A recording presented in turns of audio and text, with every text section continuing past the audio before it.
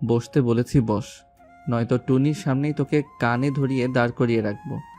এই পুচকি মেয়েটার সামনে তোর এক গ্লাস পানির সমান মান সম্মান খোয়াতে চাস? নিঃশব্দ ঠাউর করতে পারছে আসন্ন বিপদ। ভেজা গলায় বলল, এই গাছে পেতনি আছে শুনেছি, বসলে যদি ধরে। তোর থেকে বড় পেতনি? পেতনি? প্রহর ভাই ওকে পেতনি বলল? ও ভয় পাচ্ছে স্বরূপের, অন্য লোকজনের। আর প্রহর স্বরূপের সাথে কি কথা বলল?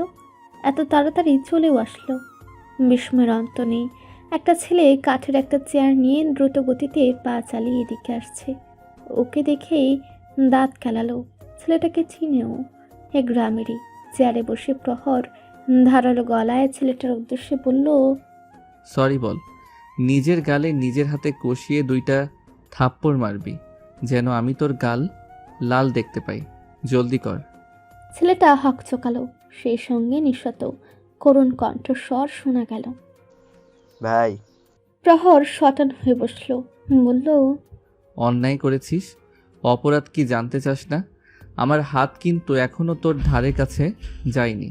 ছেলেটা অচিরেই নিজের কপাল রক্তাভ করে ফেলল। টুনি হেসে উঠে খিলখিল করে। পোকা খাওয়া দাঁতগুলো দেখা যাচ্ছে ওর।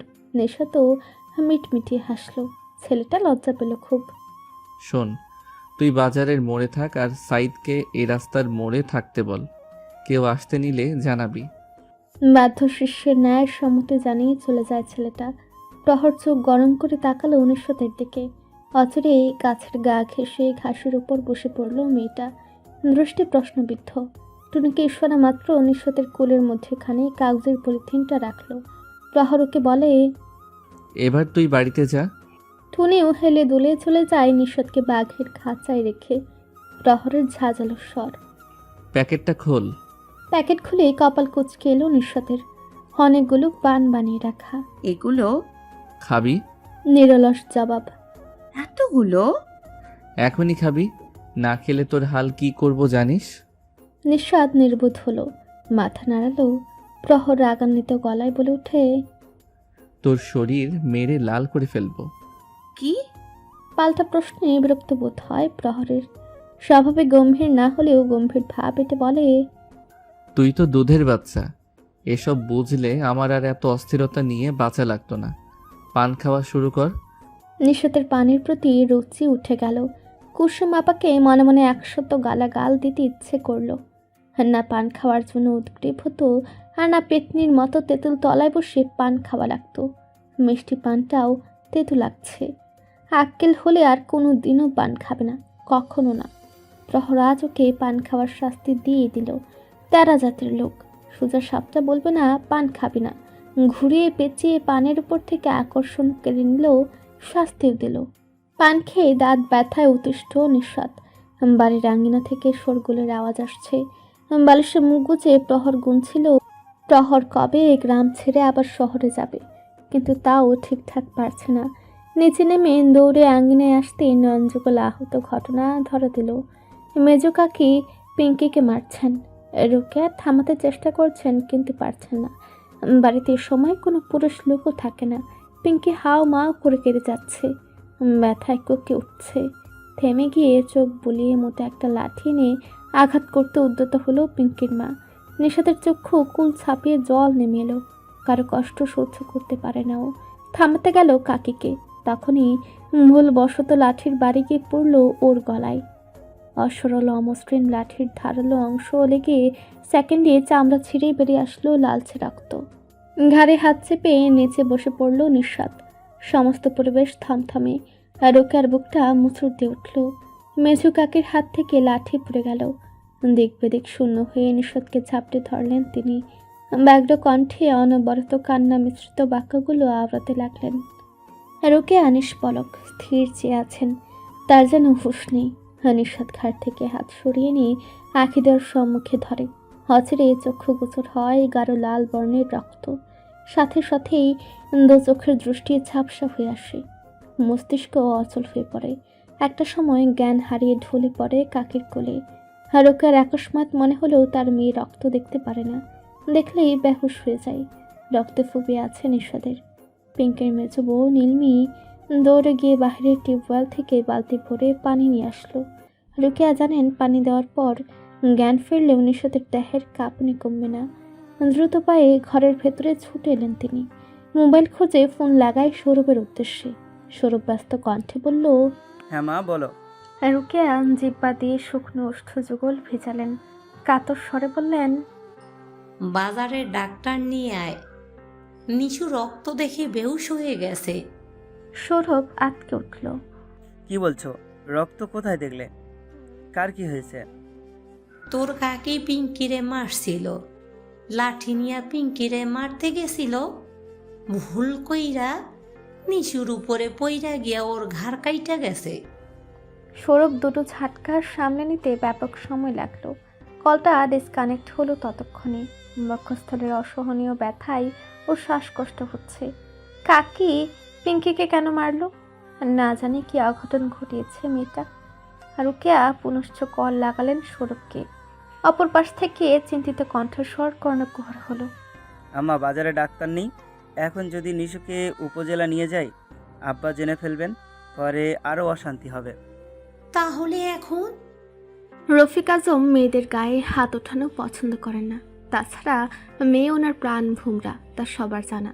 সেই শৈশবকাল থেকে মেয়ের গায়ে একটা আঁচড়ও লাগতে দেননি উনি। বাজার পথ ব্যবহার করে উপজেলা স্বাস্থ্য কমপ্লেক্সে নিয়ে গেলে এক কান দুই কান করে রফিক আজমের কান অব্দি পৌঁছাবে ব্যাপারটা। ব্যবসায়িক কাজে শহরে গিয়েছেন তিনি ও পিঙ্কির বাবা। থাকবেন 4-5 দিন। রবিন কাকা স্কুলের কিছু কাজ থাকায় বাড়িতে আসেননি এখনো। সৌরভ ভেবে বলল, আম্মা আলতা ফুপুরে খবর দিলে কেমন হয়?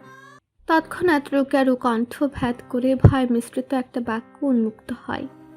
কি বলছিস? তোর আব্বা এটা জানলে আমাকে তালাক দিবে। বক্ষস্থলের যন্ত্রণা সমেত ঠোঁটে মৃদু হাসি ফুটে সৌরভের।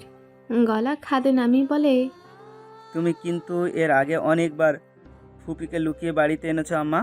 ফুপির প্রতি তোমাদের ভালোবাসা আমার অজানা নয়। কিন্তু ফুপু ছাড়া এখন অন্য উপায় দেখছি না। এক কাজ করো, নিশুকে মারনিকা নিবাসে পাঠানোর ব্যবস্থা করো। ফুপুর কাছে কিছু সময় থাকলে সুস্থ হয়ে যাবে ও।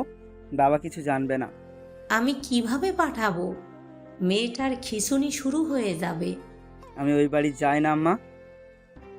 রবিন ফিরতে এখনো অনেক দেরি। আমি দেখি আলতাকে ফোন করে। ঝটপট কলটা কেটে স্মরণিকা নিবাসে ফোন দিলেন রুকিয়া। ভাগ্য সহায় বলে সঠিক মানুষটাই কলটা রিসিভ করেছে, নয়তো ভেজাল লেগে যেত। এই মুহূর্তে চাইছেন না কেউ জানুক উনি ফোন দিয়েছেন। ক্ষীণ স্বরে বললেন, একটু এ বাড়ি আসবি আলতা?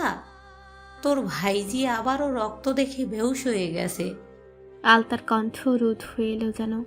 বহু কষ্টে আওড়ালেন, আবার মেয়েটার রক্তে এত ভয় কেন? সৌরভকে বলো আগেরবার যে ইঞ্জেকশনটা আনিয়েছিলাম সেটা আনতে। আমি এক্ষুনি আসছি, চিন্তা করো না। পেশায় ডাক্তার আলতা উপজেলা স্বাস্থ্য কমপ্লেক্সে চাকরিরত আছেন। আজ রাত্রিতে ডিউটি নেই বলে যেতে হয়নি। সকালের শিফটে ছিল ও ডিউটি, সেটা সেরে এসেছেন। শিমুল নিজ কক্ষে বসে ধীরস্থ গতিতে কিছু লিখছিল। মায়ের ডাকে ভাটা পড়ে তাতে। ডায়েরিটা বন্ধ করে তাড়াতাড়ি করে উঠে দাঁড়ায়। আলতা বেগম মেয়ের আতঙ্ক মিশ্রিত চেহারা দেখে ক্ষণিকের নিমিত্তে থমকে দাঁড়ান। সময় অভাব বলে আমলে নিলেন না, বরং তাড়া দিয়ে বলে উঠলেন, তাড়াতাড়ি আয়, তোর মামাদের ওইখানে যাব। নিশু বেহুশ হয়ে গেছে। শিমুলের মুখশ্রী পাণ্ডুর বর্ণ ধারণ করে।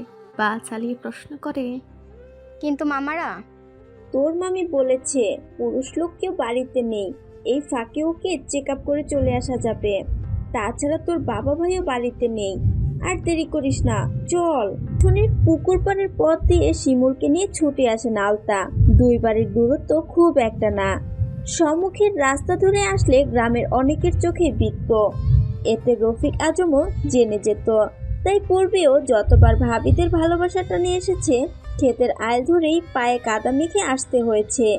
পুকুর পাড়ে উঠে বাড়ির বাইরের টিউবওয়েল থেকে পা ধুয়ে নিলেন। শিমুলকে নিয়ে পা রাখলেন ভিতর ঘরে। তারই অপেক্ষায় সময় গুনছিল।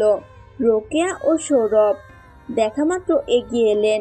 শিমুল ফ্যাকাশে মুখে ঠান্ডা দৃষ্টিতে সৌরভের দিকে তাকালো। গত একটা মাস যাবৎ সামনাসামনি মানুষটাকে দেখার সুযোগ হচ্ছে না তার।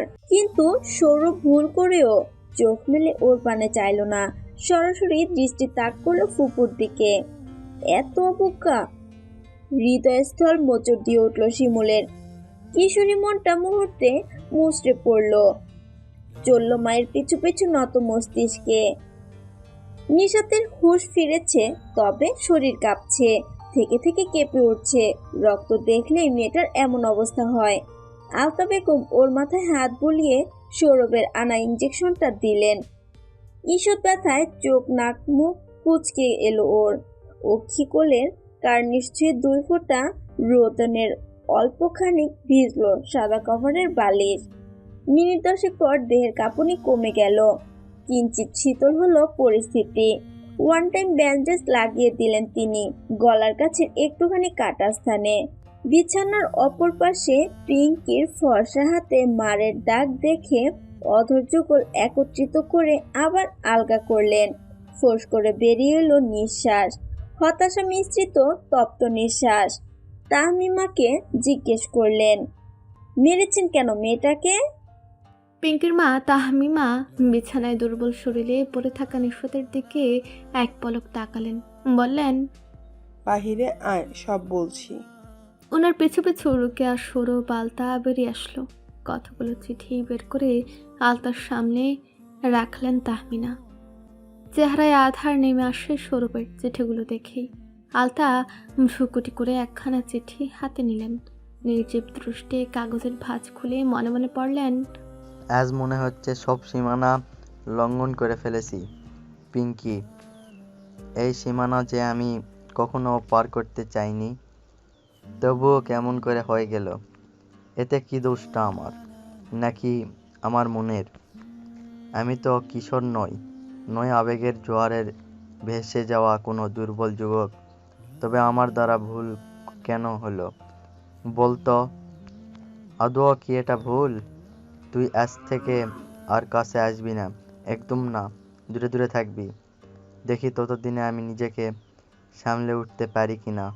যদি না পারি তাহলে বাড়িতে যে কঠিন ভয়াবহ ঝড় আসবে, সেই ঝড়ের লণ্ডভণ্ড হয়ে যাবে অনেক কিছু। চিঠিটা আগের ন্যায় ভাঁজ করে বললেন, এতে পিঙ্কির কি দোষ? চিঠিতে কারো নাম নেই। পিঙ্কির তরফ থেকে প্রেম ঘটিত কিছু আছে বলেও মনে হয় না। তাহলে ওকে কেন মারবে ভাবি? মেয়েটার জন্য কষ্ট হচ্ছে আমার। আমার ফুলের মতো ভাইজিগুলোর ওপর তোমরা কেউ হাত তুলবে না আর। তাহমিমা কটাক্ষ করে বলল, প্রেম হতে কতক্ষণ বল? প্রেম না থাকলে এগুলো ও যত্ন করে ড্রয়ারে কেন লুকিয়ে রাখতো? ওর মনেও কিছু চলছে। আবেগী বয়স, কখন কি করে বসে ভরসা নেই। রবিন আর নীরও যা করেছে এমন আর হোক চাই না। ও কিছুতেই চিঠির মালিকের নাম নিচ্ছে না, কখন আবার অঘটন ঘটিয়ে বসে ঠিক নেই। তোর ভাই এলেই আমি ওর বিয়ের কথা তুলবো, বিয়ে দিয়ে দেব। কলঙ্ক গায়ে মাখার আগে বিদায় করে দেওয়া ভালো। অতীত কভু পিছু ছাড়ে না, মুখ ফুসকে হোক কিংবা অনিচ্ছায়। অতীতে টান দিলই তাহমিমা। আলতা আর রুকিয়ার দিকে তাকায়, অনুরোধ সূচক কণ্ঠস্বর। ভাবি, আমি মেয়ে দুটোকে আজ আমার বাড়িতে রাখতে চাইছি। শিমুলের সাথে থাকলে ভালো লাগবে দুজনের। রবিন ওদের খোঁজ করবে না, ওর নিজেরই খোঁজ থাকে না। ওদের শিমুলের সঙ্গে সামনের গেট দিয়ে পাঠিয়ে দাও, আমি গেলাম। যাওয়ার পূর্বে আর চোখে একবার ক্লান্ত ভঙ্গিতে চাইলেও সৌরভের মুখ পানে। বড় চিন্তার ছাপ সমস্ত চেহারায়। উপর চাহনিতে থতমত খেল সে। সায়াহ্নকাল, অম্ভর আরক্তিম, স্নিগ্ধ বাতাসে শরতের গন্ধ বইছে। অদূর হতে সমীরণে হৈ হৈ করে মিশেছে তাল মিলিয়ে শ্যাফালের ঘ্রাণ। গ্রামের কাঁচা সড়কপথটা জনমানবহীন। 3টে মানুষ ছাড়া কারো পদচিহ্ন পর্যন্ত নেই। কমজোর দেহে হাঁটছে নিঃস্বাদ, হাঁটার তালে তালে দুলছে বেনুনি। গায়ে হলুদাবু ওড়নাটা গলায় পেঁচিয়ে রেখেছে। আজ প্রকাশ্যে ভাই ও মায়ের কাছ থেকে শিমুলদের বাড়ি যাওয়ার অনুমতি পেয়ে আনন্দে টকবক করছে ভেতরটা। কথাবার্তা হীন পিঙ্কিও এগিয়ে চলছে ওদের সঙ্গে। ফুপুর জন্য অসীম টান নিঃস্বাদের। সেই টানের বর্ষে এতটা বেকুল হলো ভুলে বসলেও সেই বাড়িতে প্রহর ভাইয়ের বসবাস। বাড়ির গেটের কাছে আসতেই কথাটা মস্তিষ্কে হানা দেয়। ফিরে যাওয়ার উপায় নেই। গেলে মা সন্দেহ করবে, ফুপু রাগ করবে। অতএব চলল নিশ্চুপে। অন্দর মহলে ঢুকে প্রথমত হাফ ছাড়ে প্রহরকে দেখতে না পেয়ে। তবে কি চলে গেল ঢাকা? গেলে অবশ্যই আজ রাতটা সারা রাত হবে। ভাবনা ভেবে নিঃশ্বাসটাও ফেলতে পারল না। তার আগে শ্রবণ গ্রন্থিতে এলো, খিচুনির রানী এখানে আসলি কেন? তোর খিচুনি আমাদের মধ্যে ট্রান্সফার করার জন্য? এত গুণ নিয়ে জন্মেছিস তুই, কিন্তু এই গুণগুলো পুরাই ফালতু। পাঞ্জাবির উপরের বোতামটা খুলে সোফায় বসল প্রহর। সারাদিন মিটিং মিটিং করে অবস্থা বেহাল, মেজাজও চটে আছে। তার মধ্যে আগুনের কাজ করছে নিঃস্বতের চেহারাটা। ভয়ের আভাস স্পষ্টত। শিমুলের দিকে তাকিয়ে উচ্চ স্বরে বলল, এই ভিতর ডিমটাকে আমার সামনে থেকে সরা, নয়তো থাপ্পড় দিয়ে ফাটিয়ে ফেলবো। শিমুলের মিনমিনের স্বর। তুমি ওকে সবসময় থাপ্পড় দাও ভাইয়া? সঙ্গে সঙ্গেই বোনের সাহসী প্রশ্নে নিঃস্বতের দিকে চেয়ে নির্লিপ্ত উত্তর দিল প্রহর। আমার থাপ্পড়ই ভালোবাসা। কোমল গোর বর্ণ অঙ্গে সহনীয় ব্যথা নিয়ে প্রাণ খোলা হাসিতে মেতে উঠল পিঙ্কি। সেই হাসির ধ্বনিতে সহযোগী হলো শিমুল। থাপ্পড়ই ভালোবাসা, বাক্যটা অত্যন্ত রসাত্মক নয় কি? ঢের হাস্যকর। নিঃস্বতের ভয় মাখা বদন চুপসে গেল। এভাবে অপমান তাকে? টমটমে চড়ে স্কুলে গিয়ে অ আ এ শেখার দিনক্ষণ যখন এলো, সেই থেকে পিঙ্কি, প্রত্যয়, শিমুল সকলেই দেখেছে হুটহাট প্রহরের থাপ্পড় খেয়ে তিলে তিলে ওর ইয়ে অবধি বড় হওয়া। বছরের পর বছর আকস্মিক হলদিতে কপল দুটো রক্তাভ হয়েছে। মুখ বুজে ঠুটে ঠোঁট চেপে সহ্য করেছে ও। মাঝে মাঝে মায়ের কোলে মুখ গুজে কেঁদেছে ও অবাধে। রুকেয়া বুঝ দিতেন, প্রহরকে আমি বকে দেব মা, তুই কানলে তোর বাপ দেখে ফেলবে না? পরে প্রহরকে গালিগালাজ করব, তুই কি এটা চাস? নিষাদ কান্নারত মুখশ্রী তুলে মায়ের দিকে চেয়ে নিজেকে সামলানোর চেষ্টা করত। বাচ্চা কণ্ঠ কাঁপত ক্রন্ধনের দাপটে। বলতো, না আম্মা, আব্বা জানলে আমি আর ফুপুর বাড়িতে যাইতে পারবো না। প্রহর ভাই মারলে আমি চুপ থাকবো, তুমি শুধু তাকে বকে দিও। প্রহরকে দেখে যেমন ভয়ে জড়সড় হয়ে থাকে, অপরদিকে প্রত্যয়কে দেখলে খুশির বাঁধ মানে না। প্রত্যয় কখনো ওকে মারেনি, শাসন করেনি, বরঞ্চ মাঝে মাঝে প্রহরের হাত থেকে বাঁচিয়েছে। আজ প্রত্যয় ভাই থাকলে ওকে এমন অপমানের তিরস্কারের শিকার হতে হতো না। কি নিষ্ঠুর সবগুলো! নিশাত উঠে দাঁড়ালো। থাকবে না এখানে। ওদের হাসি সহনের চেয়ে ফুপুর কাছে গিয়ে রান্নাঘরে বসে থাকা অধিক ভালো। চোখের কোণা দিয়ে ক্লান্ত প্রহরকে এক নজর চেয়ে এক পা ফেলতে কর্ণধারে পৌঁছায় আদেশমূলক বাক্য। আমার জন্য কফি নিয়ে 5 মিনিটে আবার হাজির হবি। ঘাড় ঘুরে প্রহরের দিকে তাকালো। প্রহরও উঠে দাঁড়িয়েছে। নিজের রুমের দিকে যেতে যেতে বলে, রুমে নিয়ে আসিস। আনমনেই তার কণ্ঠে প্রশ্ন। আমি? প্রহর থেমে গেল। কপালে ভাত পড়ল গুটি কয়েক। রসকসীন কাঠ খুঁটটা গলায় বলল, নয়তো কে? ফুপুর বাড়িতে এসে মেহমান সেজে না থেকে কাজকাম কর। সারাদিন আজাইরা থেকেই তোর যত কাপাকাপি। তাছাড়া বিয়ের পর হাজব্যান্ডের থাপ্পড় খেয়ে দিন কাটাবি? কাজ করবি না? আগে থেকে শিখে রাখ। এত এত তিক্ত কথা হজম করতে কষ্ট হলো নিশাতের। প্রহর চলে গেল। এই লোকের সমস্যা কি? কেন ওকে দেখতে পারে না? বিমর্ষ মনে রান্নাঘরের সে আলতার পাশে দাঁড়ায়। ছোট্ট করে বলে, কফি বানাবো ফুপু? প্রহর বলছে। নিশাতের নির্দ্বিধায় স্বীকারোক্তি। বলেছে আমাকেই বানাতে হবে। পারিস তুই? ফুপুর প্রশ্নে নিশাত চমকে উঠল। ও কফি বানাতে পারে না। কোনো কালে কফির স্বাদ কেমন হয় সেটাও জানে না। কফি নামটাই কেমন অপছন্দের তালিকায় তুলে রেখেছে। এখন উপায়? মিনমিনিয়ে প্রত্যুত্তর করে, না। হালতা মুচকি হাসলেন। হাত ধরে নরম ভঙ্গিতে বললেন, আমি বানিয়ে দিচ্ছি। তাৎক্ষণিক গলার স্বর উঁচু হলো ওর অল্প স্বল্প। তুমি বানালে প্রহর ভাই বুঝে ফেলবে, পরে মারবে আমাকে। তুই 2 দিন বাদে কলেজ উঠবি, এখন ওর মারকে ভয় পাস? ছোট থেকেই ভয় পায়। আর তুই ভয় পাস বলেই ও ভয় দেখায়। তোমার ছেলে 3 বছর আসেনি, এবার কেন এলো? ফুপার সাথে রাগ করে না চলে গিয়েছিল? উষার বাবা মানিয়ে পাঠালো। এবার গ্র্যাজুয়েট কমপ্লিট করে রাজনীতিতে ঢুকলো, বছর হলো। কিছু সুবুদ্ধি হয়েছে হয়তো। ওদের দুই ভাইয়ের ওপর কি আমার নিয়ন্ত্রণ চলে? নিশাতের নেত্রোদয়ে কল্পনায় ভেসে ওঠে উষার গোলগাল চেহারাখানা, খাড়া নাক, বৃহৎ আকৃতির চোখ, হাসলে গালে টুল পড়ে। প্রথম চাহনিতে যে কেউ সুন্দর এই রমণীতে আকর্ষিত হবে, যে থাকবে মন্ত্রমুগ্ধের ন্যায় অনিমেষ নেত্রে। 2 বছর ধরে উষা আপুরা আসছে না কেন ফুপু? উষাকে কতবার করে বললাম আসতে, সে নাকি সময় পাচ্ছে না। উল্টো আমাকে বলছে তুমি এসো কাকিমা। মেয়েটা বড্ড আতুরে। হ্যাঁ, ভীষণ সুন্দরও। আলতার শ্বাসনালী বেয়ে উন্মুক্ত হলো দীর্ঘ এক নিঃশ্বাস। উষাকে কোনো এক সময়ে অন্য বাড়িতে দিতে হবে ভাবলে বুকটা ভারী হয়ে ওঠে। তীব্র ইচ্ছে ছিল দুই ছেলের যে কোনো একজনের মাধ্যমে মেয়েটাকে নিজের বাড়িতেই রেখে দিতে। কথা বলতে বলতে কফির মগটা নিশাতের হাতেই ধরে দিলেন। নে, আর দেরি করলে প্রহর সত্যি সত্যি মারবে তোকে। কিন্তু তুমি বানালে যে? আমি তো বানাইনি। কিছু হবে না, মারলে সোজা আমার কাছে আসবি। নাকি আগের মতন প্রহর ভাইকে কেউ বকবে সেই ভয় বিচার আনবি না? নিশাত লজ্জা পেল। কেন বাঁচায় ও এই লোকটাকে? কফি হাতে নিয়ে অনেক বছর পর প্রহরের রুমের সম্মুখে এসে দাঁড়ায়। গত 4 বছর ধরে ঢোকা হয় না এই কক্ষে। দরজা ঠেলে মাথা বাড়িয়ে প্রহরের উপস্থিতি পরখ করে নেয়। ওই তো ব্যালকনির দরজার সামনে দাঁড়িয়ে ফোনে কথা বলছে। নিশাত নিচু কণ্ঠে ডাকে, প্রহর ভাই। নতস্বরের ডাকটা অবলীলায় রুমে উপস্থিত শ্যামবর্ণ পুরুষের শ্রবণ হয়। ফিরে তাকায়, ফোনের অপর পাশের ব্যক্তিটাও শুনতে পায় সে মুগ্ধ ডাক। বলল, কে এটা? নেশানো ভাই? তোদের বাথরুমের ঘুমন্ত পড়ি। নিশাদের দিকে তাকিয়ে জবাব দেয় প্রহর, চাউনি নিষ্পলক। আবার অপমান? যার তার কাছে ওকে এভাবে অপমান করার অধিকার কে দিল প্রহর ভাইকে? প্রত্যয় হাসছে ভাইয়ের উক্তি শুনে। কফি রেখে চলে যাবে এমন সময় প্রহর করার শব্দে উচ্চারণ করে, দাঁড়া। তৎপরে মোবাইলটা ওর দিকে দিয়ে বলে, নে ধর।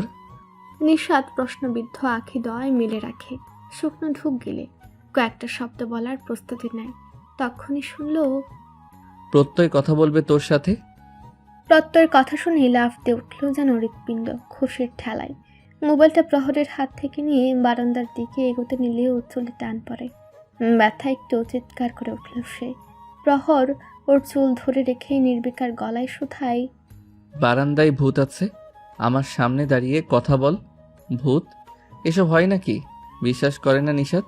প্রহর যে ওকে ইচ্ছে করে জ্বালাচ্ছে দিব্যি টের পেল। মোবাইল কানে ধরে হ্যালো আওড়ায় ভেজা ভেজা কণ্ঠে। প্রত্যয় আলতো হাসে। কি রে, কেমন আছিস? ভাইয়ের জ্বালাতন সহ্য করছিস? ভালো। বুঝেছি। তোর ভয় তোর পাশে দাঁড়িয়ে থাক, কাঁদিস না। ছোট থেকেই তো অভ্যস্ত, আরো হয়েছে। সারা জীবন সহ্য করতে হবে। শ্বশুর বাড়ি চলে গেলে প্রহর ভাই আমায় কোথায় পাবে? তখন আমার জামাইয়ের সামনে আমাকে মারতেও পারবে না। প্রহর ভাইয়ের থেকে মুক্তি পেতে হলে তাড়াতাড়ি বিয়ে বসে যেতে হবে। প্রত্যয় আরও 2-1 কথা বলে ফোন রেখে দেয়। এখন একটা জায়গায় যেতে হবে তার, না গেলে আজ রাতে ঘুমই হবে না। নিশাত মোবাইলটা হাতে নিয়ে দাঁড়িয়ে রইল। প্রহর ততক্ষণে কফির মগে চুমুক দিয়েছে। নিমেষেই মুখটা বিকৃত করে ফেলল। তীর্যক চোখে চাইল ওর দিকে। ধরা পড়ে যাওয়ায় অভ্যন্তরের জল শুকে যাওয়ার উপক্রম নিশাতের। সরব করে বলে উঠল, আমি কফি বানাতে পারি না, তাই ফুপি বানিয়ে দিয়েছে। প্রহর ক্ষিপ্ত দৃষ্টি তাক করল, বলল, তুই হলি নিষ্কর্মা, রফিক আজমের রক্তবহনকারী অকর্মার ঢেকি। তোর দ্বারা কিচ্ছু হবে না, হবে শুধু কাঁপাকাঁপি। তোর জামাইয়ের ফুলসজ্জার পথে সব থেকে বড় বাধা প্রধানকারী হবি তুই। নিজেকে বেচারা মনে হচ্ছে আমার। না ছুতেই খিচুনি শুরু হয়ে যাবে তোর। থাপ্পড় মেরে সোজা করতে পারলাম না। বাবাকে নিয়ে তিরস্কার ভালো লাগে না নিশাতের। ও জানে মামা হিসেবে ভাগিনাদের কখনো আদর করেনি বলে ওনার প্রতি এত জেদ প্রত্যয়ের।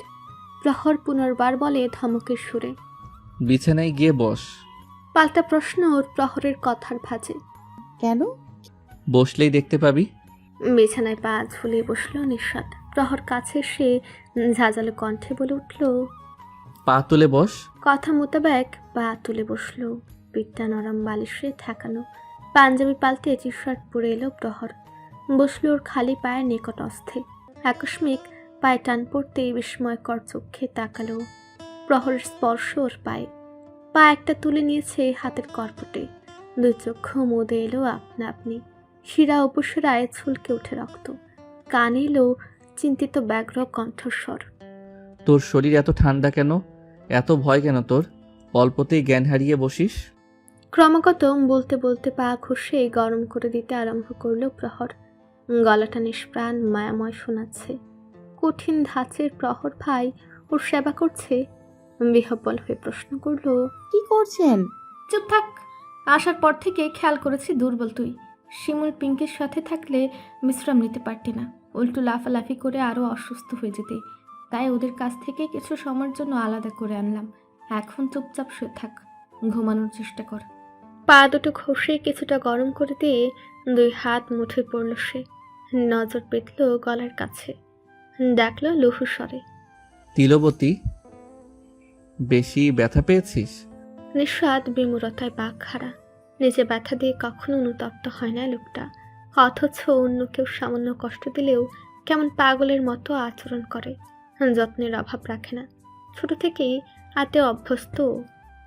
একটু কেটেছে প্রহর ভাই। সাদামাটা প্যাজবিহীন উত্তর তার। মুষ্টির শিথিল হয়ে আসে কিঞ্চিত।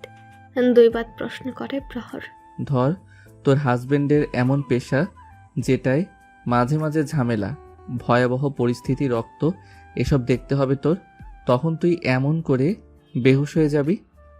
নিঃস্বাদ অপ্রতিভ হলো। ভাবলো একটু, পরে মুহূর্তে বলে, এমন ছেলের কাছে আমি বিয়েই বসবো না। অতীব কাছাকাছি রাগান্বিত অগ্নি দৃষ্টি দেখে শরীর কাটা কাটা দিয়ে উঠল ওর। প্রহর ক্রুদ্ধ হয়ে বলে, এমন ছেলেই তোর স্বামী হবে, ঘুমো এখন। মৃন্ময়ী চেয়ারে দু পা তুলে সমস্ত মন মস্তিষ্ক বইয়ের পাতায় ডুবে রেখেছে। তার সে মগ্নতা নষ্টের কারণ হয়ে দাঁড়ালো কর্কশ বিচ্ছের শব্দে বেজে ওঠা ফোনটা। একরাশ বিরক্তি নিয়ে বিছানার উপর অবহেলিত হয়ে পড়ে থাকা মোবাইলটা তুলে নিল হাতে। আননোন একটা নাম্বার। গত কয়েক মাসে 5টা সিম কার্ড পাল্টেছে সে। পরিবর্তনের কারণ নিঃসন্দেহে প্রত্যয়। রাত বিরেতে কল দিয়ে কেবল ভালোবাসি শব্দটা বলে। কণ্ঠ শোনার জন্য পাগলামি করে। জীবনটা পুরো তেজপাতা বানিয়ে ছেড়েছে। আননোন নাম্বার দেখলেই এখন সন্দেহ জাগে, প্রত্যয় নয় তো। রিসিভ করতেই সন্দেহ সঠিক হলো। কণ্ঠে তেজ ঢেলে বলল, আবার আবার আপনি আরেকটা নাম্বার থেকে কল দিয়েছেন? আসলেই আপনার লাজ শরম নেই? একটা মেয়েকে এত বিরক্ত করে রাস্তার বেয়াদব ছেলেগুলো আঠার মতো পিছু লেগে আছেন আপনি। নিচে এসো। গম্ভীরতা এটে বলল প্রত্যয়। মৃন্ময়ের একঘেয়েমি জেদ। আসবো না। জানালার পর্দা সরাতে চোখে পড়ে প্রত্যয় সোডিয়াম আলোর নিচে দাঁড়িয়ে অপেক্ষারত। তুমি এখন না আসলে আমি কাল তোমার বাবার ব্যাংকে গিয়ে বসে থাকবো। সবাইকে বলবো আমি তোমার বয়ফ্রেন্ড এবং তুমি চিট করেছো আমার সাথে। অতিরিক্ত হচ্ছে কিন্তু প্রত্যয় ভাই। তুমি সব অতিরিক্ত দেখো, কিন্তু আমার অতিরিক্ত ভালোবাসা চাওয়াটা কেন বোঝো না মৃন্ময়ী? নিশ্চুপ মৃন্ময়ী, ভেতরে জ্বলছে অনল। হ্যার কারণটা সে কাউকে বলতে পারবে না, কখনো না। কলটা কেটে বাহিরে আসলো 10 মিনিট বাদে। পরনে লং কুর্তি, জিন্স, গলায় হিজাব পেঁচানো, চুলগুলো ঝুটি করে এসেছে। মুখে কাঠিন্য ভাব। প্রত্যেক ঠোঁটে মৃদু হাসি খেলে গেল। প্যান্টের পকেটে এক হাত গুজে বিজয়ী হাসি হেসে বলল, পরিপেট হয়ে আসলে যে লং টাইম কাটানোর ইচ্ছে আছে আমার সাথে? আমি পারলে 1 সেকেন্ডও কাটাতে চাই না। সম্ভব হলে আপনাকে খুন করে শান্তি পেতাম আমি। জীবনটা অতিষ্ঠ করে ফেলেছেন আপনি আমার। প্রত্যয় ভ্রু যুগল উঠে কপালে সূক্ষ্ম ভাঁজ ফেলে বলল, তাই আমি রাজি, তবে খুন করার পূর্বে আমাকে তোমার অধর শোধা পান করার সুযোগটুকু দিও। মৃন্ময়ীর মেজাজ গরম হয়ে আসছে। লোকটা শুরু করেছে কি? ব্ল্যাকমেইল করে রাতের বেলায় নিচে নামিয়ে এনে নাটক শুরু করেছে। বাবাকে মিথ্যে বলে এসেছেও। উনি যদি জানেন প্রত্যয় জোড়াজুড়িতে বাইরে যাচ্ছে, তাহলে আজ রক্ষে নেই। প্রত্যয়কে তিনিও পছন্দ করেন না, একদমই না। তাছাড়া মৃন্ময়ীর কাছে পৃথিবীর সবচেয়ে বিরক্তিকর পার্সন হলো প্রত্যয়, রাজনীতিবিদ প্রত্যয় আহসান। এত টিপটপ হয়ে রেডি হয়ে আসতে হলো একমাত্র সুন্দর একটা মিথ্যে বেশ গুছিয়ে সাজিয়ে বলার জন্য। বাবার সামনে অতি ভদ্রতার সহিত বলে আসে, বাবা আমি একটু প্রয়োজনীয় নোট আনতে বের হব, এখনই যেতে হবে। খুবই দরকার। সাথে টিমু ও কাজলও যাবে। বেশি দূর না, কাছে বান্ধবীর বাসা। নিচের ফ্ল্যাটে সে টিমু ও কাজলকে সবটা খুলে বলে ঘরের আলো নিভিয়ে বাহির থেকে দরজায় তালা লাগিয়ে দেয়। এছাড়া কোনো উপায় ছিল না, নয়তো বাবা বুঝে যাবে সাথে ওরা যায়নি। প্রত্যয় দুটো আইসক্রিম নিয়ে আসলো, হাসি মুখে একটা বাড়ি দিল মৃন্ময়ের দিকে। নাকের ডগা ফুলে উঠল মৃন্ময়ের। হাত বাড়িয়ে আইসক্রিমটা নিয়ে সোজা রাস্তায় ছুঁড়ে মারল। ঘটনার আকস্মিকতায় পা থমকে গেল দু একজন পথচারীর। সেসব তোয়াক্কা না করে আকাশ ফাটিয়ে চিৎকার করে বলল, have you lost your mind? দেখছেন না পরিবেশ ঠান্ডা, ঠান্ডা আইসক্রিম খাবো আমি? এই ফালতু কাজের জন্য ব্ল্যাকমেল করে এনেছেন ফালতু লোক। প্রত্যয় কোনো কথা না বলে আইসক্রিমের প্যাকেট ছিঁড়ে 2 ঠোঁট আলগা করে আইসক্রিমটা ঢুকে নিল মুখে। ভাবুক হয়ে ময়লা ফেলানোর জায়গা খুঁজতে লাগলো। না পেরে আইসক্রিমের প্যাকেটটা হাতে নিয়ে দুঃখে দুঃখে গলায় বলল, কি একটা অবস্থা, একটা ডাস্টবিন পর্যন্ত নেই। নিজের চাচা মেয়র হয়ে ঢাকা শহরের এই হাল, ধিক্কার জানানো উচিত নিজেকে। ওনারই বাকি দোষ, একদল চোরদের দিয়ে ঠিকঠাক কাজ পর্যন্ত করানো যায় না। এবার ভাই আসলে সবগুলোর গর্দন কাটানোর ব্যবস্থা করতে হবে। মৃন্ময়ের গা পিত্তি জ্বলে উঠল। এই যে ও এখন লোকটাকে এত অপমান করলো, পাত্তা পেয়েছে?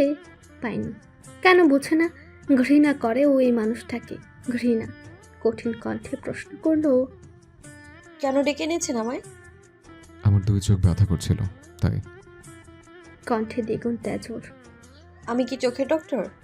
প্রত্যয় দ্রুত আইসক্রিমটা শেষ করলো। হাত বাড়িয়ে মৃন্ময়ীর একটা হাত ধরলো অত্যন্ত আলতোভাবে। সেকেন্ড অতিক্রম হলো না, মৃন্ময়ী এক প্রকার ঝামটি মেরে ছাড়ে নিল হাতটা। প্রত্যয় নাছুট বান্দা, সাথে সাথেই শক্ত করে চেপে ধরলো, টেনে নিজের কাছে নিয়ে আসলো। বড় কাতর শোনালো তার কণ্ঠস্বর।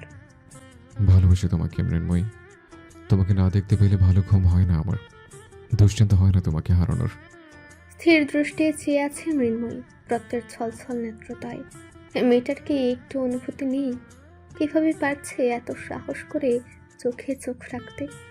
মানুষ নাকি নিজের ভালোবাসার মানুষের চোখে বেশিক্ষণ তাকিয়ে থাকতে পারে না। কিভাবে পারছে ও? পুনরায় প্রমাণ হলো নেই অনুভূতি, কোনো অনুভূতি নেই। প্রত্যয় নিজেই দৃষ্টি অন্যদিকে সরে নিল, তবে হাতের বাঁধন শিথিল হলো না। ইতিমধ্যে মৃন্ময়ী মুচড়ামুচড়ি শুরু করে দিয়েছে। অন্যদিকে তাকিয়ে বলল, আমার চোখের ব্যথার কারণ হয়ে থেকো না আজীবন প্লিজ। ভালোবাসা কি ভিক্ষা চেয়ে নিতে হয়? তাহলে আমি ভিক্ষা চেয়ে নেব। বুকের ব্যথা, চোখের ব্যথা ভীষণ কষ্ট দেয় আমাকে।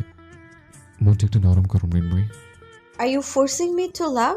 ছি, ভালোবাসা মন থেকে সৃষ্টি হয়, আপনার জন্য হচ্ছে না, হবেও না। ছাড়ুন আমায়, আমি সাধারণ ঘরের মেয়ে, আপনাদের মতো রাজনৈতিক পরিবারের না আমি। এখন যদি আপনাকে কেউ চেনে নেয় তাহলে বড়সড় স্ক্যান্ডাল হয়ে যাবে, এতে আমিও ফেঁসে যাব। আমাকে রেহাই দিন দয়া করে। আপনার জন্য শান্তিতে ঘুমোতে পারছি না, নিঃশ্বাস ফেলতে পারছি না, ভার্সিটিতে ক্লাস করতে পারছি না, এমন জীবন তো আমি চাইনি। যত সময় গড়াচ্ছে মৃন্ময়ীর কথায় আচরণে প্রত্যয় অবাক হচ্ছে। মৃন্ময়ীর হাতটা আরও টেনে দেহটা একেবারে নিকটস্থে নিয়ে আসলো। কাজলে একা চোখে দেখলো আগ্নেয়গিরি। স্পষ্টত প্রকাশ পাচ্ছে প্রত্যয়ের স্পর্শ গায়ে আগুন ধরে দিচ্ছে ওর। অসহায় হয়ে অনুরোধ করলো, এই মৃন্ময়ী, এই একটু ভালোবাসো, একটু বিশ্বাস করো আমি খারাপ নই। রাজনীতি করে বলে এমন করছো? ছেড়ে দেবো আমি, করবো না রাজনীতি। তবু আমাকে এভাবে তেলে তেলে মেরে ফেলো না। তাচ্ছিল্য ভরা কণ্ঠে জবাব এলো, আমি আপনাকে এমনিতেই পছন্দ করি না।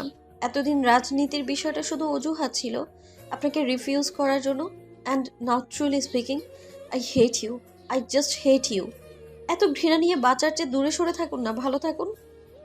কিন্তু আমি ঘৃণা হজম করেও তোমাকে চাই। মৃন্ময়ী আর কিছু বলতে পারল না। কত তর্ক করা যায়?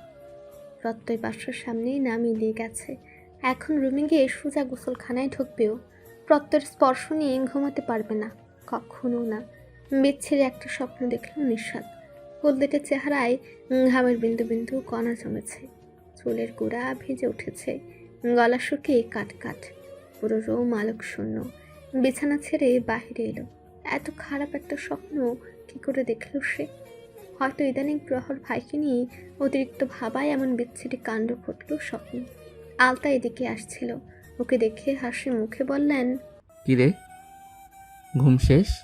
পিঙ্কি শিমুল তোকে খুঁজছে, যা শিমুলের রুমে গিয়ে ফ্রেশ হয়ে নে, নিচে খাবার দিচ্ছি, তোর ফুপা এসেছে। নিশাদ শুষ্ক কণ্ঠে টেনে টেনে জিজ্ঞেস করলো, কটা বাজে ফুপি? 10টা বাজে।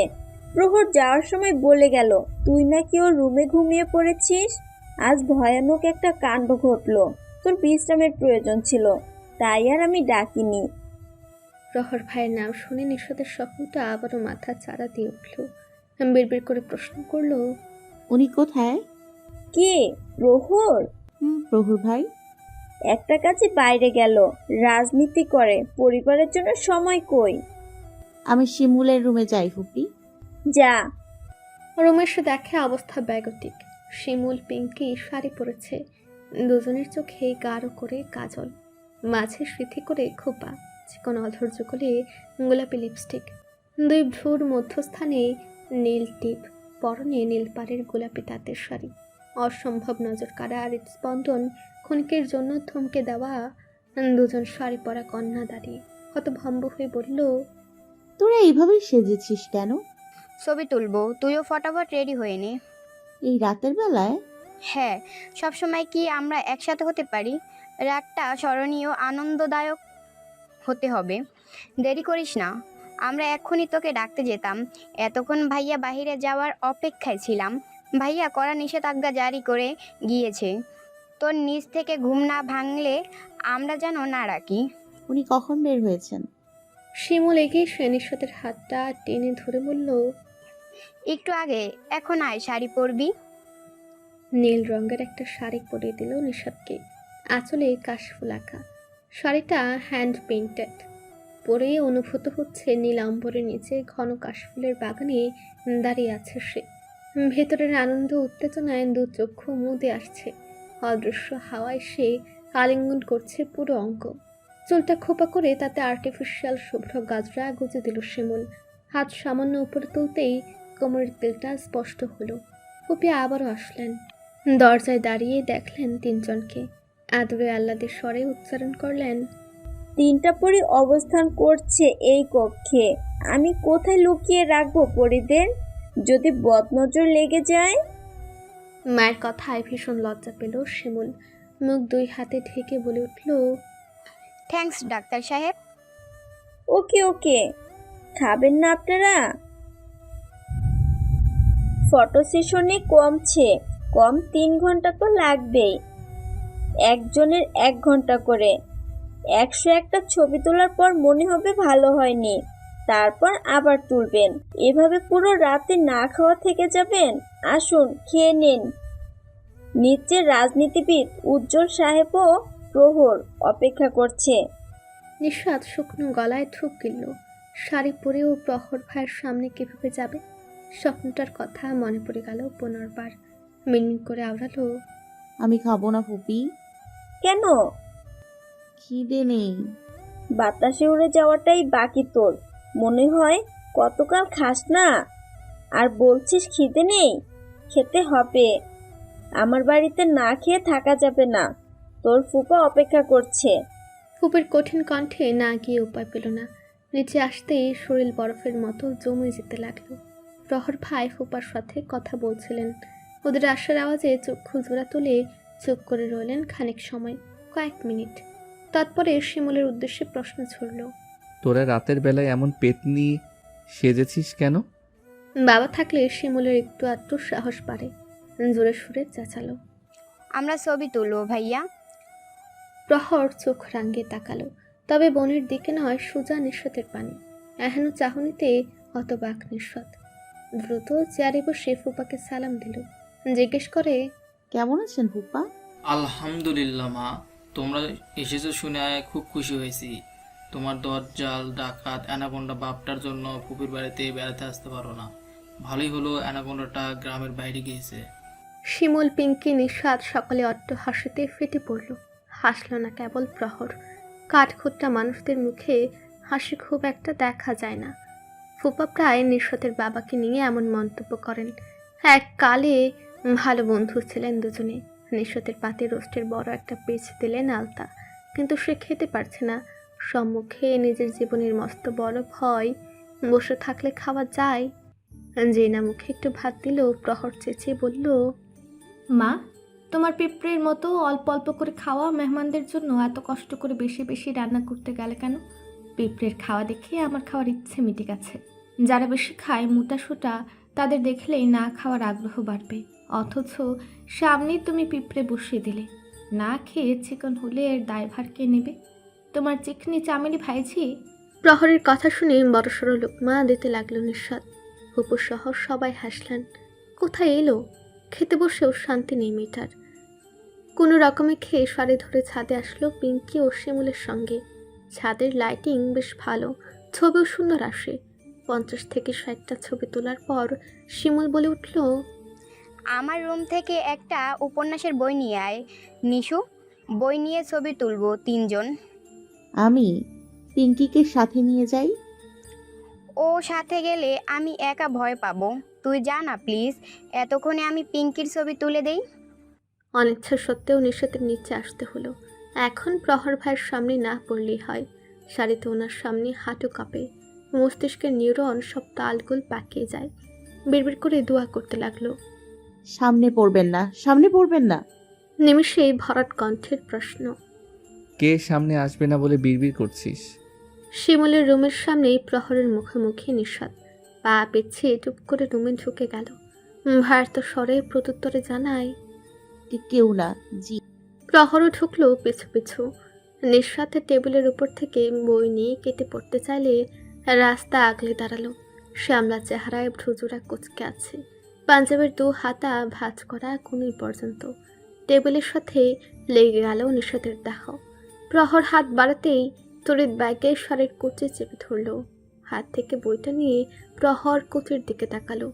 পেঁচেল কণ্ঠে বলল, ছোটবেলার মতো পেটিকোটের ফিতা ঢিলা নাকি রে?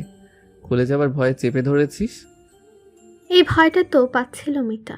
তৎক্ষণাৎ মনে পড়ে গেল একবার শাড়ি পরেছিল। সেটা ক্লাস 5-এর কথা। শখ করে ফুপির বাড়িতে সেইভাবেই শাড়ি পরেছিল। পেটিকোটের ফিতা ঢিল করে বাঁধায় পুরো শাড়ি খুলে গিয়ে পেটিকোটও মেঝেতে পড়ে যায়। পরনে থাকলো শুধু হাফ প্যান্ট। খয়েরি রঙের ছিল হাফ প্যান্টটা। আর ঘটনাটা সম্পূর্ণ প্রহর ভাইয়ের সামনেই ঘটে।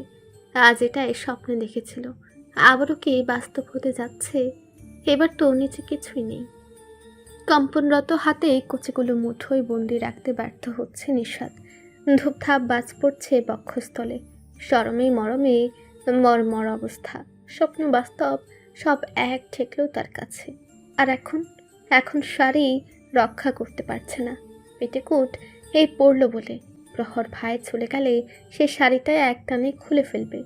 এত বেজ্জতের পর এই শাড়ি তার কোমল গায়ে রাখলে ফুসকা পড়বে, সমস্ত অঙ্গ ঝলসে যাবে। কোনো ফটো মোটো লাগবে না ওর। যা, পেটিকোটের ফিতে টাইট করে বেঁধে আয়। প্রহরের কথা শুনে পিলে চমকে উঠল ওর। হামতামতা করে বলল, জি। রাজ্যের বিরক্তি প্রহরের চোখে মুখে।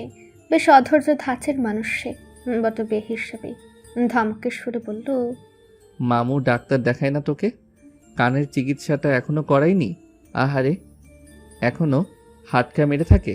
ছোটবেলা থেকে নিঃস্বাদ কানে একটু কম শুনে। হ্যাঁ, কৃতিত্ব অবশ্য প্রহর ভাইয়ের। জীবনের প্রথম থাপ্পড় কি কষিয়ে না পড়েছিল ওর গালে। 5 আঙ্গুল বসে গিয়েছিল। ঘণ্টাখানিক ভূ ভূ শব্দ করেছিল। কোন অপরাধে? প্রহর ভাইয়ের দেওয়া চকলেট পাশের বাড়ির এক ছেলেকে খাওয়ানোর জন্য, সেটাও ক্লাস 5-এর কথা। সেই থাপ্পড়ে টানা 1 সপ্তাহ জ্বরে পড়ে মরে যাওয়ার উপক্রম ছিল তার। শ্বাস ফেলতে কষ্ট হতো। চারদিকে গোল গোল করে প্রহর ভাই ঘুরে বেড়াতো। এই বুঝি কাছে এসে চোখ রাঙিয়ে শাসন করত। তোর সাহস কি করে হলো আমার চকলেট অন্য কাউকে খাওয়ানোর? তোর দাঁত হাত সব ভেঙে ফেলবো আমি। গুঁড়ো গুঁড়ো করে পাউডার দুধ বানিয়ে গ্রামের পচা ডোবায় ভাসিয়ে দেব। গন্ধা হয়ে থাকবি তুই, গন্ধা নিশু। প্রহর ভাইয়ের প্রতি তার এত ভীতি এমনি এমনি জন্মায়। ছোট ছোট থেকে বিরাট বিরাট ভয়ঙ্কর কাণ্ড কারখানায় কারণে জন্মেছে। হলদে টেনে নাকের ডগা লালাভু ধারণ করেছে। টেনে টেনে বলার চেষ্টা করে নিঃস্বাদ, আমি শাড়ি খুলে ফেলবো। খোল। ধরে রেখেছে কে? নির্বিকার অভিব্যক্তি প্রহরের। আপনি? আমি ধরে রেখেছি? আমি কি তোর শাড়ি ধরার দায়িত্ব নিয়েছি রে? এইটুকু একটা মেয়ের শাড়ি ধরলে আমার মান সম্মান থাকবে? তোর শাড়ি আমি বন্দি রুমেও ধরবো না। তোর জামাই লটকে থাকুক তোর শাড়ির আঁচলে। নিশা দৌড়ে ওয়াশরুমে ঢুকে গেল। কোচেগুলো খুলে পেটিকোটের ফিতেটা বাঁধলো শক্ত করে। বুকটা কেমন দরম দরম করছে। নিজ হাতে এলোমেলো কয়েকটা কোচে দিয়ে বেরিয়ে এলো। প্রহর তখনও কক্ষে দাঁড়িয়ে আছে। ব্রজরা কোচকে হাসলো যেন জোকার দেখছে। এমত অবস্থায় থতমত খেয়ে গেল। এগিয়ে এসে খুব কাছে দাঁড়ালো, খুব খুব সান্নিধ্যে একটানি ছাড়িয়ে দেয় সব কুচি। নিঃস্বদের চেহারার হাল তখন বোকা বোকা, হতভম্ব হতবাক। নিজের মতো কুচি করে নাভির নিকট অস্থে ধরল প্রহর ভাই। গম্ভীর গলায় বলল, বুঝতে পারবি? মস্তিষ্কের অভ্যন্তরে ঘূর্ণিঝড় বইছে নিঃস্বদের। সে ঝড়ে অবশ কায়া, কণ্ঠনালী কাঁপছে। কুচিগুলো হাতে নিতে নিতে ভুল একটা উত্তর দিয়ে বসো হৃদয়স্থের উন্মাদনায়। পা দেবো। ভুল ভাল উচ্চারণে লজ্জায় মিয়ে গেল নিঃস্বত নিমিষে। কেন বারবার কেন? কেন প্রহর ভাইয়ের সামনেই দুনিয়ার সব লজ্জায় পড়তে হয় ওকে? শরমে চোখের মণিকোঠায় জল জমল। উল্টো ঘুরে কুচেগুলো বুঝে ফেলল। প্রহর করা সুরে আদেশ করলো, একদম পাতবি না আমাদের বাড়িতে। বায়ু নির্গমন করলে বাহিরে গিয়ে করে আসবি। তোদের বাড়ি না এটা। আমি নিশ্চিত তুই পাদলে অনেক গন্ধ। এই পাদের গন্ধ দামি রুম ফ্রেশনারও দূর করতে পারবে না। বাপের বাড়ি গিয়ে পাদিস। নিঃস্বতের বলতে ইচ্ছে করলো, আপনি বায়ু নির্গমন করেন না প্রহর ভাই? বিয়াদ্দব স্যাচরা লোক, এত শয়তান হয় কেউ? সুযোগ বুঝে অপমান করছেন। আমার ফুপুর বাড়িতে আমি 1000 বার বাঁধবো, দরকার হলে আপনার মুখের ভেতর ঢুকিয়ে দিব সমস্ত বাড়ি। কিন্তু বলার সাহস কই? এই লোককে আছাড় মেরে খতম করে দেবে। শরীরে তরঙ্গ খেলে যাচ্ছে, সবগুলো লোম দাঁড়িয়ে পড়েছে। আর লজ্জায় ও অজানা অনুভূতিতে বোধ হয়ে স্থির থাকা সম্ভবপর হলো না তার।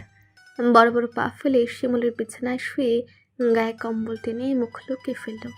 অনুভব করলো প্রহর ভাই ওর শৈতানের নিকটে এসে দাঁড়ানো। কি অদ্ভুত ব্যথা হচ্ছে ওর বুকে। দীর্ঘ দীর্ঘ নিঃশ্বাস ছাড়লো। ব্যথায় জড়তা সংকোচ নিয়ে বলল, আমি ঘুমাবো প্রহর ভাই। অপর পাশ থেকে একটা শব্দ এলো না কর্ণঘরে। শুধু পায়ের শাড়ি টেনে দেওয়া বুঝতে পারলো। কম্বল ঠিকঠাক না দেওয়ায় শাড়ি উপরে উঠে গিয়ে উদম পা বেরিয়েছিল। ফের ফের আরেকটা লজ্জা যোগ হলো। মিনিট দুয়েক পর মুখের উপর থেকে কম্বল সরালো নিঃস্বাদ। দেখলো সম্পূর্ণ রুম খালি, প্রহর ভাই নেই। জানি পানি এলো। বিড়বিড় করলো, আপনি গ্রাম থেকে চলে যান প্রহর ভাই, নয়তো আমি বাঁচবো না, একদম বাঁচবো না। সে রাতে আর ছবি তোলা হলো না ওর। এমনিতেই ঘুম পাই, ভয়ে আরও পেল। বিড়বিড় করতে করতে কখন যে ঘুমিয়ে পড়লো টেরে পেল না।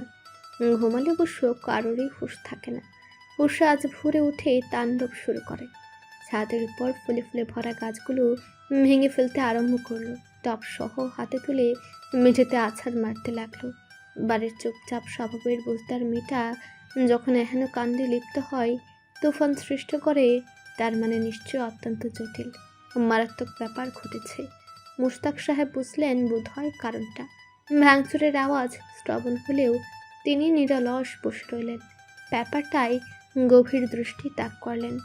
আজ সামনের ইলেকশন রিলেটেড একটা গরম গরম মশলাদার নিউজ ছাপার কথা। কাজের বুয়া চা দিতে এসে মুখ হা করে কিয়ৎ পরিমাণ সময় তাকিয়ে থাকলেন। টেবিলের পর চায়ের কাপটা রেখে বললেন, স্যার, মাথার উপরে তো তুফান আইছে, আপারে থামাইবেন না? প্রত্যয় উঠেছে। কাজের বুয়া চোখ মুখ কুচকে ফেললেন।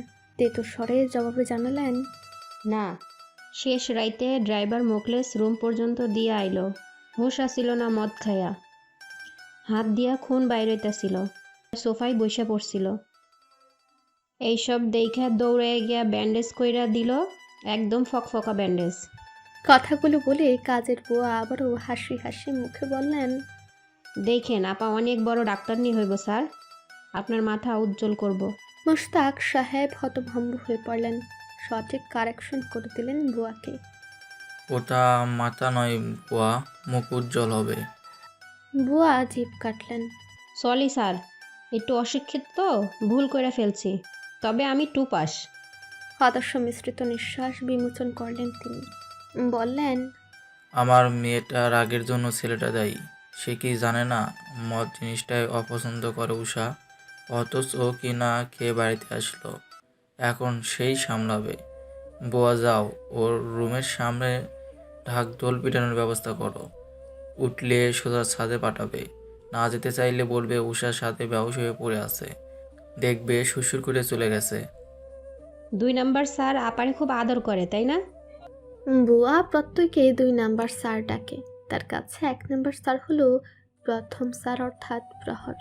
প্রহরকে প্রথম স্যার বলে সম্বোধন করেন। মোশতাক সাহেব জবাব না দিয়ে পুনশ্চ ব্যাপারে মুখ গুজলেন। অনেক দায়িত্ব ওনার, অনেক বুদ্ধির প্রয়োজন। প্রহরকে একটা ফোন করতে হবে, নয়তো জল এতই গড়াবে সব ওনাদের হাতের বাহিরে চলে যাবে। কঠিন রাস্তা সোজা হবে যদি প্রহর চায় তবে। প্রহরকে তিনি রাজনীতির জন্য অনেক কিছু ত্যাগ এবং অনেক জিনিস কিভাবে হাসিল করে নিতে হয় শিখিয়েছেন বললে ভুল হবে। ছেলেটা পূর্ব থেকেই বুদ্ধিমান, মেধাবী, চরম লেভেলের দ্বারা। আর এসব দ্বারা মানুষের রাজনৈতিক প্লটে পারফেক্ট বলে মনে করেন উনি। প্রত্যয় ছুটে ছাদে এলো। উষা কাঁদছে। ছাদের এক কোণে দাঁড়িয়ে নীরবে অশ্রু বিসর্জন দিয়ে যাচ্ছে বিরতিহীন। ছাদের অবস্থা দেখে বুক চিরে দীর্ঘ নিঃশ্বাস বেরিয়ে এলো তার। কি রাগ!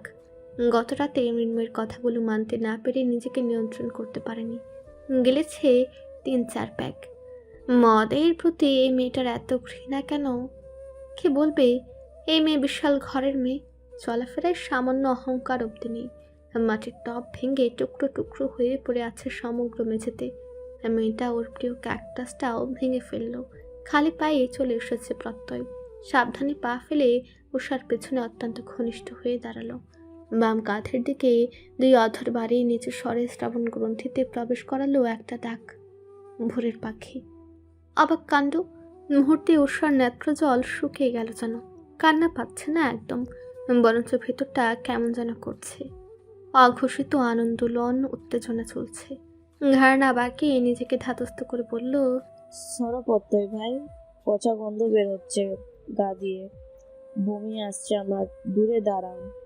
কোথায় একাম করে এলি বলতো? তোমার মতো পথে ঘাটে প্রেমিক বিরহে মদ খেয়ে ঘুরে বেড়াই না আমি। আমার প্রেমিক বড্ড ভালো, এসব আকাম সে নেই। প্রত্যয় হাসল নিঃশব্দে। উষা ফিরে তাকাতেই মুখটা ধাক করে উঠল। শ্যামবর্ণ বুক, রোমশপূর্ণ, পরনে 3/4 প্যান্ট, মুখটা ফুলা ফুলা, ঘন হৃদয় যেন আর্ট করা। এই নিখুঁত লোকটা কেন অন্য কাউকে ভালোবাসে? কি করে পারবে উষা ওই রোমশ বুকে মৃন্ময়কে দেখতে? ও কল্পনাই করতে পারে না। প্রতিনিয়ত প্রার্থনা করবে ওর বড় কোনো অসুখ হোক। সে অসুখে প্রত্যয়ের বুকে মৃন্ময়কে দেখার আগে 2 আঁখে দয় মুড়ে যাক, নিঃশ্বাস বিলীন হয়ে যাক চিরতরে।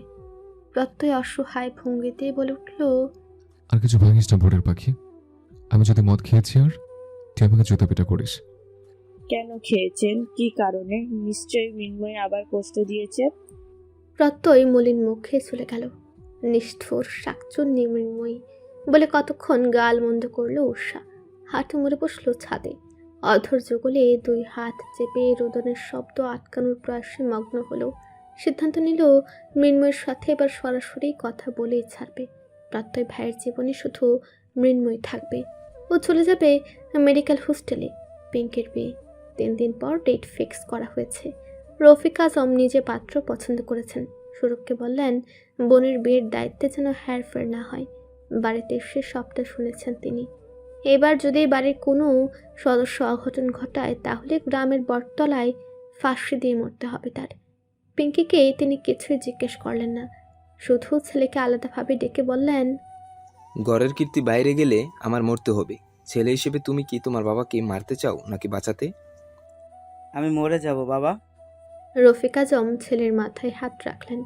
কণ্ঠে গম্ভীরতাইতে বললেন, ছেলে মানুষের এসব বলতে নেই, শক্ত হও। পিঙ্কিকে একজন ভাই হিসেবে সুন্দর করে বিদায় দেওয়ার প্রস্তুতি নাও। রবিনের মতো দ্বিতীয় কাউকে দেখতে হলে আমি বাড়ি ছেড়ে দিব। সৌরভ চট করে নিজেকে সামনে নিল। নত মস্তকে রোবটের মতো করে অনুভূতিহীন হয়ে বলল, আমি সব দায়িত্ব ঠিকঠাক পালন করব বাবা। নিশাত খেয়াল করলো গত 2 দিন ধরে ওর ভাই একদম ভালো নেই। আগের মতো ঠিকঠাক হাসি মুখে কথা বলে না, কেমন যেন পাথরে কাঠিন্য ভাবমূর্তির চেহারায়। দুদিনে শুধু মধ্যাহ্নবেলায় দুবেলা ভাত খেতে দেখেছে, তাও অর্ধেক খেয়ে প্লেট ঠেলে উঠে গিয়েছে। আকস্মাৎ ভাইয়ের এই আমূল পরিবর্তন ছোট্ট নিঃস্বাতের বুক ভারী করে তুলল। বার কয়েক কথা বলার মোক্ষম সুযোগের অপেক্ষায় ছিল সে, কিন্তু পেল কই। বিয়ে বাড়ি হইচই অবস্থা, কান ভর্তি কলরব। 3 দিনের মধ্যে ভালো মতো একটা আয়োজন করে বিয়ের সাথে 4টেখানি কথা নয়, কিন্তু তাড়াহুড়োর বিয়ের ব্যাপারটা ওর বোধগম্য হচ্ছে না। বাবা আসার পর চাচা চাচি বাবা মিলে বদ্ধ ঘরে ঘন্টা দেড়েক কিসের যেন আলোচনায় মত্ত ছিলেন। অতঃপর একদিন অতিবাহিত হতেই পিঙ্কিকে দেখতে পাত্রপক্ষ হাজির। সেদিন কাঁদতে কাঁদতে হেঁচকে তুলছিল পিঙ্কি। সারাদিন অভুক্ত ছিল, চাচির পায়ে পড়ে বিয়ে করবে না বলে আহাজারি করছিল বারংবার অনবরত। নিশাতের বেশ খারাপ লাগছিল। সামান্য চিঠিকে কেন্দ্র করে কেউ বিয়ে দিয়ে দেয়। প্রেমের ব্যাপারে এত স্ট্রিক্ট কেন বাবা, চাচা সবাই? ফুপের সাথে বাবার মনোমালিন্যের কারণটাও জানে না। বুঝ হওয়ার পর থেকে জানলো ফুপিকে এই বাড়িতে আসা নিষিদ্ধ করা হয়েছে। তার প্রেমের বিয়ে বলে কি, নাকি অন্য কারণ? পিঙ্কির বড় আপা নিশাদকে হলুদে একটা জামদানি পরিয়ে দিল, বলল, তোকে খুব সুন্দর লাগছে রে নিচু, শাড়িতে বড় বড় লাগছে ছোট পিচ্চিটাকে। তৎক্ষণাৎ নিশাদের কণ্ঠ বলিয়ে ধারালো কয়েকটা প্রশ্ন বের হলো। আমি ছোট হলে পিঙ্কি কি আপা? ওকে কেন এত জলদি বিয়ে দিয়ে দিচ্ছ? নাহিনাপা নিঃশ্বাস ফেললেন শব্দ করে, ওতে দীর্ঘ সে নিঃশ্বাস ধরে আসা গলায় আওড়ালেন, বড়রা যে সিদ্ধান্ত নেবে তাই মানতে হবে নিশু, পিঙ্কির ভাগ্যে এ বয়সে বিয়ে নির্ধারিত বলেই হচ্ছে। নিশাদের রক্ষী কুটুরে জল জমলো সেকেন্ডে। অত্যন্ত নিখুঁতভাবে ভাগ্যের দোষ দিলেন আপা। পিঙ্কির রুমে এসে দেখে আজ আর মুখে মলিন ভাবটা নেই ওর।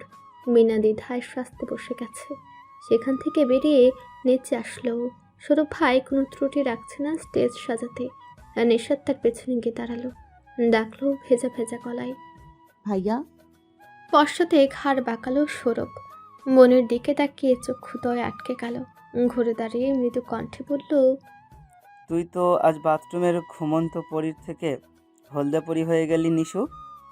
আমার থেকেও দ্বিগুণ সুন্দর লাগছে পিঙ্কিকে। সাবলীল স্থির নরম কণ্ঠ শুনে সৌরভ চমকে গেল।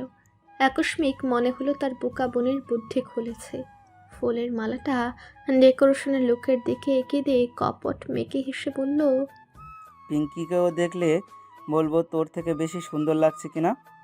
নিশাতের কাজল মাখা নেত্র ভ্যাক করে অশ্রু কণারা গাল স্পর্শ করে সোজা গলা বেয়ে নামছে। চোখের নিচ কাজল লেপটে ঈষৎ কাল হয়ে গেল। রন্ধন মিশ্রিত অথচ নিম্ন স্বরে বলল, আমি সব জানি ভাইয়া। গত রাতে দেখেছি তুমি পিঙ্কির হাত ধরে কাঁদছিলে ছাদে। দরকার হলে আমি বাবার পায়ে পড়ে বলবো পিঙ্কিকে যেন বিয়ে না দেয়। সৌরভ বাকরুদ্ধ হবয়বে আধার জুড়ে বসল। চারদিকে মানুষের আনাগোনা। গ্রামের লোকজন এদিক সেদিক কান পাততে অত্যন্ত পটু। সতর্ক চাহনি মেলে নিশাতের হাত ধরে পুকুর পাড়ে নিয়ে আসলো। ঊর্ধ্বশ্বাসে অনুরোধ করলো, তুই বাবাকে কিছু বলবি না। আমি আমার মনকে পিঙ্কির প্রতি ঝুঁকে যাওয়াতে আটকাতে পারিনি, এটা আমার ব্যর্থতা। তাই বলে মেনে নেবে? নিশাতের কান্নার ব্যাগ বাড়ল। সৌরভ বোনকে বুকের মাঝে নিয়ে মাথায় হাত বলে দিচ্ছে। তার হৃদয় চিরে রক্ত ঝরছে গোপনে, অতিশয় সাবধানে। শতটা গলা এসে আটকে যাচ্ছে, দলা পাকে যাচ্ছে প্রত্যেকটা শব্দাংশ। বাচ্চাদের মতো এই বয়সে সেও ভেতরে ভেতরে ভেঙে চুরমার হয়ে যাচ্ছে সে। ভাঙা ভাঙা শব্দগুলো গুছিয়ে দৃঢ় গলায় বলে, পিঙ্কি গত রাতে কি বলেছে জানিস? ও এখন নিজেই রাজি। হবু বরকে খুব পছন্দ হয়েছে ওর। কতবার আমি বুঝলাম ওর দিক থেকে আমার জন্য যেটা ছিল সেটা নিতান্তই তুচ্ছ একটা আবেগ। ভালোই হলো সেই মিথ্যা আবেগের বশীভূত প্রেম আমি বহুকাল বহন করা না নিশু, হয়তো পরে সামলে উঠতে পারতাম না। আবেগ? পিঙ্কি আবেগে ভাইয়ার মোহে আচ্ছন্ন হয়েছিল? তবে কি এটা সত্যি মোহ কেটে যায়? নিশাদ ভাইকে জাপটে ধরার চেষ্টা করলো। ওর ছোট ছোট হাত সৌরভের বলিষ্ঠ দেহ আঁকড়ে ধরতে পারল না।